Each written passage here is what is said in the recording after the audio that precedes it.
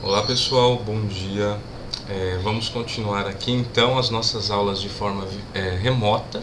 Peço desculpas desde já porque não estou no estúdio, onde eu moro não é tão silencioso, então eventualmente vocês vão ouvir algum barulho de pet, etc. E eventualmente eu ainda posso tossir um pouco, tá bom? Tá tudo certo, estou melhorando, não é coronavírus, mas ainda tem um pouco de tosse residual. Mas a gente vai seguindo, tá certo? Então, basicamente, pessoal, nós havíamos parado num ponto do módulo 1 onde estávamos discutindo algumas operações unitárias mais comuns na indústria. Começa falando sobre transporte de fluidos, né, o bombeamento de fluidos entre um equipamento até outro, feito geralmente por bombas centrífugas, que são formadas por duas partes principais.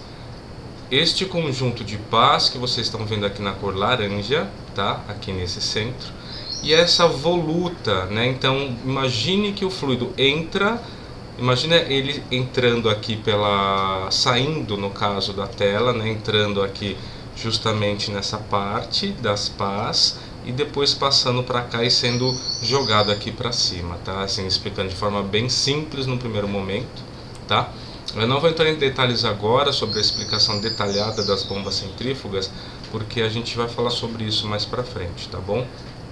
E você também pode ter basicamente formas diferentes nesse conjunto aí de pás abertas, pás fechadas, e cada uma tem a sua aplicação.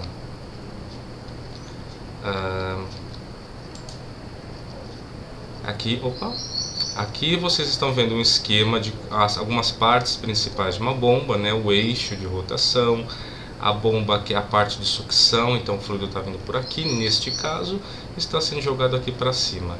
Eu queria ressaltar a importância do lacre. O lacre é muito importante, né? Porque o que a bomba está fazendo basicamente para o fluido é fornecer uma energia de pressão hidrodinâmica, uma pressão para que esse fluido possa ultrapassar todos os obstáculos, alturas, desníveis até onde ele deve chegar e também compensar as perdas de carga, tá? A gente vai discutir isso futuramente. Se o lacre não está bem feito, o que acontece? Eu posso ter vazamentos, eu posso ter perda dessa pressão.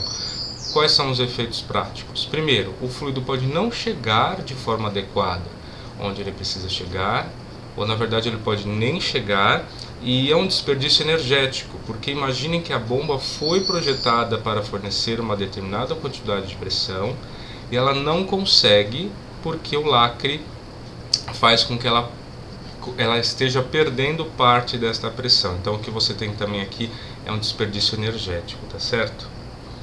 Uma outra operação muito comum é a transferência de calor. O que vocês estão vendo aqui é basicamente um esquema do trocador de calor, que é o mais comum na indústria, o trocador casco e tubos, né? Vocês estão vendo aqui o perfil de um feixe de tubos. Então, neste exemplo, basicamente está entrando água fria por entre o dispersor, o distribuidor para os tubos, ela vai passando pelo trocador e sai por aqui. Aqui nesse ponto T1 entra um vapor quente que se condensa e sai aqui embaixo, tá? Por sua vez, tá certo? Um vapor então que está trocando calor latente com o fluido frio que está passando dentro dos tubos. Então o objetivo de um trocador de calor sempre é aquecer ou resfriar o fluido de maior interesse. Essas estruturas verticais que vocês estão vendo aqui, como eu falei, barulho, essas estruturas verticais que vocês estão vendo aqui são basicamente chicanas que servem aí para aumentar a turbulência, tá, do fluido ao longo aqui do casco, tá bom?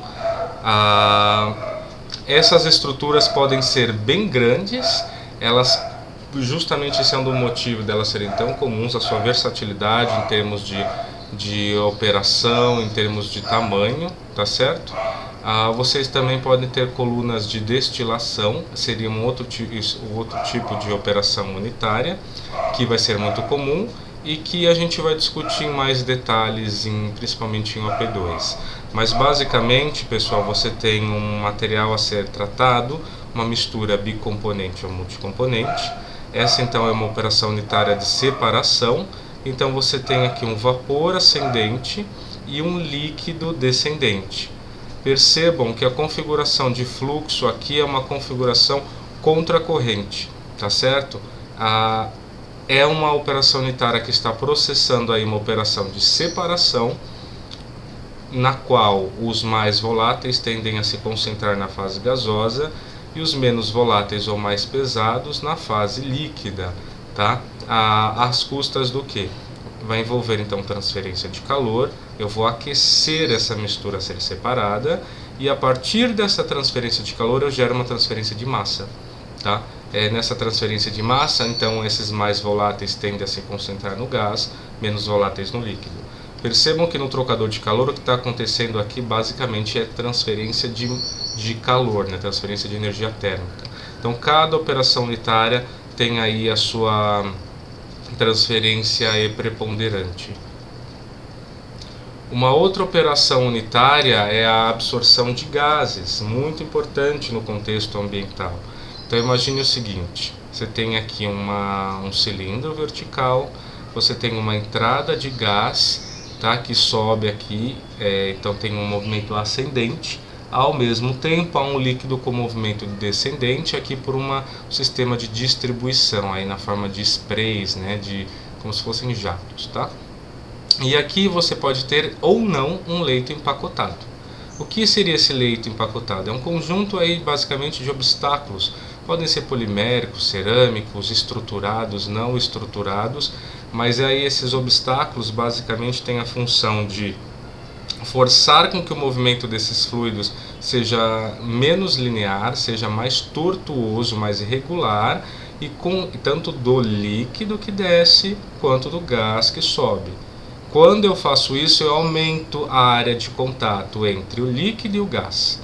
Sempre que você tem uma transferência, fenômeno de transferência, seja ele de massa ou de energia térmica, se você aumenta então a superfície de contato, o que você está gerando então basicamente é uma operação mais eficiente, ou seja, vai sair mais poluentes, por exemplo, deste gás para o líquido do que se não tivesse esse leito empacotado. E esse é justamente um dos objetivos dessa coluna de absorção, fazer com que poluentes como amônio ou HCl saiam do gás e passem aqui para a fase líquida. Tá? Essas estruturas podem ser bem grandinhas também, vocês têm aqui os exemplos aqui de 3 colunas de lavagem de gases, que é um termo comum aí que a gente utiliza, tá bom? Uma outra operação, pessoal, muito utilizada em estações de tratamento de água é a operação aí de sedimentação. Aqui a gente está vendo o exemplo de separação sólido-líquido. Então imagina que antes ocorreu aqui já uma coagulação, né? Eu desestabilizei uma suspensão coloidal, já houve uma floculação basicamente, uma floculação, e eu criei flocos que agora respondem ao campo gravitacional. De qual forma? Basicamente, você vai ter aqui um material que entra pelo tanque, vai ter um determinado tempo de residência, que é a função do volume deste tanque, e basicamente os flocos mais densos tendem a se depositar aqui neste fundo cônico, formando o que eles chamam de lodo, e o material mais clarificado vai passar por aqui. Claro que ainda podem sair partículas, principalmente mais leves, que devem ser interceptadas posteriormente por um outro sedimentador ou pelo processo de filtração, tá? Aqui há um problema que é muito recorrente, que é o seguinte: pode entrar uma determinada massa de líquido, não ficar tanto tempo assim dentro do tanque e passar direto, tá? De forma assim rápida, né? Como se ela fizesse o menor caminho possível. Quando isso acontece, a gente diz que houve um curto-circuitamento. Isso não é interessante, porque o tanque é maior do que isso, né? O fluido poderia ficar mais tempo aqui antes de sair. Então, algumas soluções para isso. Você tem aqui uma câmara de distribuição do fluido que está entrando, né, para forçar com que este fluido passe pelos vários espaços deste sedimentador, e aqui você vai ter então a coleta do lodo. Eu posso também ter uma alimentação central, onde eu vou dividir o fluxo em duas partes, tá? Aqui os flocos tendem a sedimentar e essa água cada vez mais livre de flocos vai subindo até ser coletada. Olha essas estruturas aqui no cantinho. Elas são canaletas para a coleta de água clarificada, tá certo? E também posso fazer múltiplas passadas pelo sedimentador. Olha esse exemplo. entra uma água a ser tratada, se deposita os primeiros flocos mais pesados, depois eles passam uma segunda vez, depositam-se aqui os menos pesados, ou menos densos, na verdade, né? Nós discutimos também, pessoal, o processo de extração líquido-líquido, falando aí de um exemplo onde nós tínhamos água com ácido benzoico e benzeno. Se vocês se lembrarem da discussão lá no fluxograma, vocês vão se lembrar do seguinte. Eu falei que para vocês o extrator é composto basicamente por 2 tanques, sendo no primeiro tanque aqui você vai misturar a água com ácido benzoico e o benzeno. Este símbolo aqui é um símbolo de um misturador. Aí você deixa ocorrer a transferência de massa, no caso dessa operação unitária, tá certo? Tem uma hora que não adianta mais, né? Porque a concentração do ácido benzoico na água vai entrar em equilíbrio termodinâmico com a concentração do ácido benzoico no benzeno. Então, após um tempo, digamos 20, 30 minutos, depende do sistema, não adianta mais você deixar esse sistema sendo misturado. Aí você passa ele para um segundo tanque, onde por diferença de densidade, eu vou coletar aqui no fundo um rafinado, basicamente uma solução aquosa com resquícios do ácido benzoico, e vou coletar aqui em cima o menos denso, que é o benzeno, com ácido benzoico. E se você se lembrarem, depois ele vai para um evaporador. Se vocês se lembrarem da discussão também do início daqui de operações unitárias, nós dissemos o seguinte: mesmo operações que são triviais em escala de bancada, não são tão triviais quando eu magnifico a escala. A agitação é uma delas. Quando eu vou me preocupar com a agitação de um reator, um tanque de mistura, eu tenho que me preocupar com o tamanho do agitador, qual é o formato das pás, a formato de pás que deixa um fluxo mais concentrado aqui na direção perpendicular ao eixo, tem pás inclinadas que fazem com que esse circuito aqui, esse fluido, escoe de forma mais vertical. Cada uma vai ter a sua aplicação, tá certo? Mas aqui o importante é a gente atentar para o fato de que essa também é uma preocupação. Então a agitação pode ser considerada aí como uma operação unitária, tá? Centrifugação. Vamos imaginar que se eu fosse separar uma certa mistura por gravidade, eu precisaria, por exemplo, de um sedimentador muito grande, demoraria muito e seria pouco eficiente.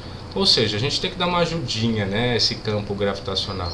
Essa ajuda aqui vem com a criação de outro campo, um campo centrípeto ou centrífugo.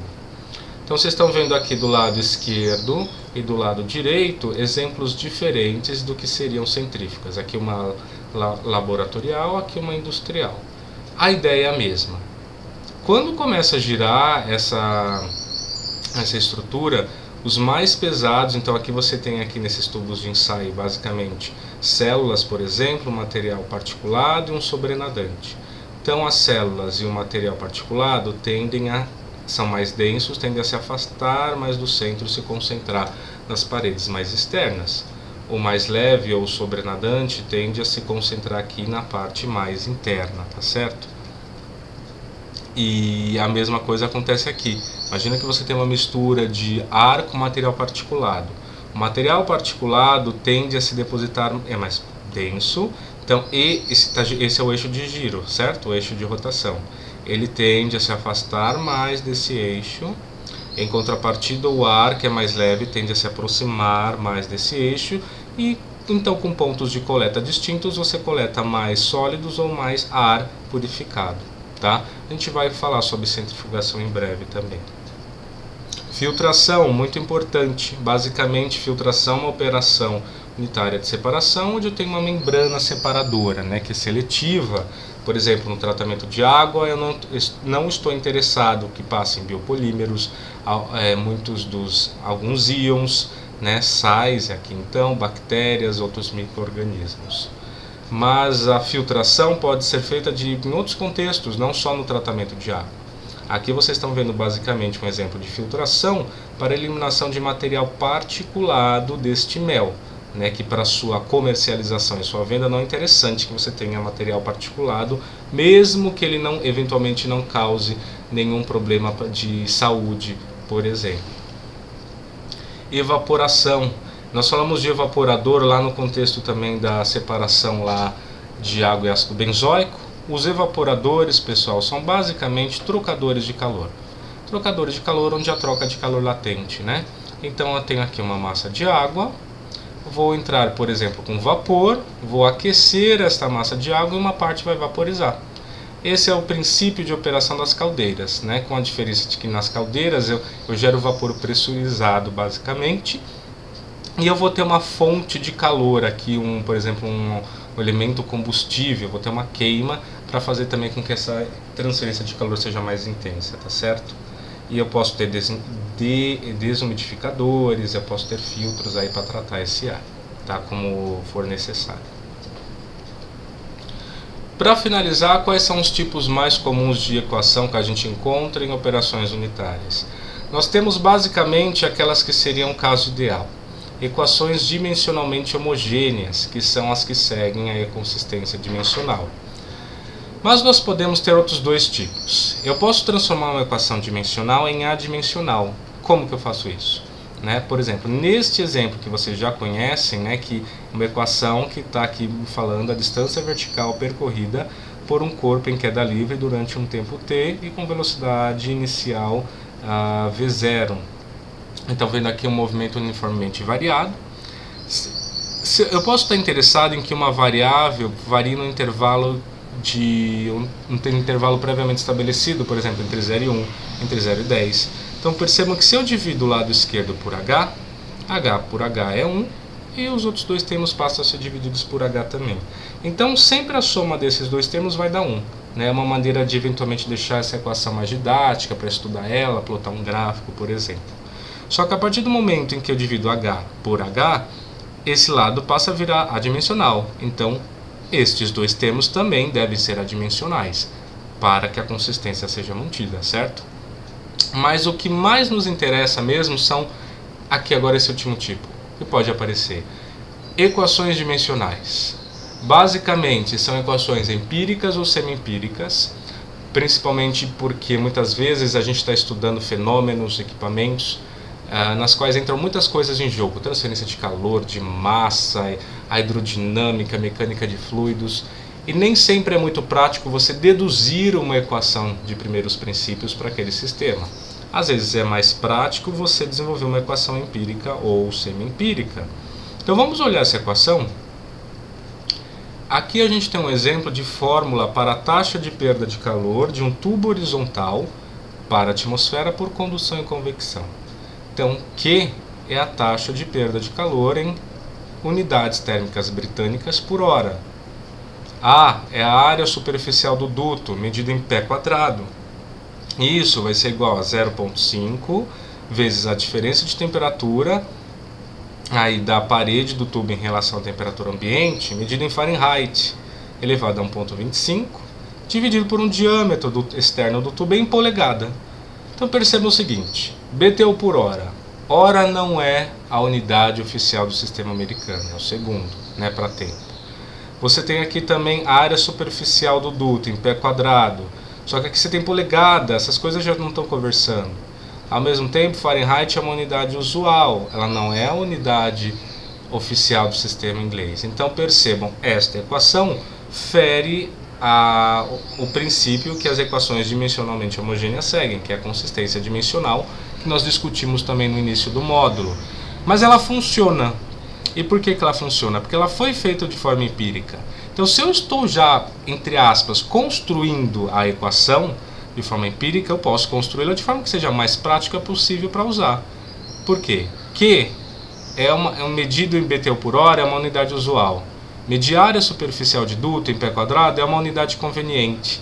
Expressar diâmetro em polegada também é conveniente, Vide aí os catálogos de tubulação que muitas vezes são expressos aí em polegadas. Então, mesmo essa equação não seguindo a consistência dimensional, ela é uma equação possível de ser utilizada, tá bom? Então, isso daí é tudo por hoje, pessoal, em relação ao módulo 1.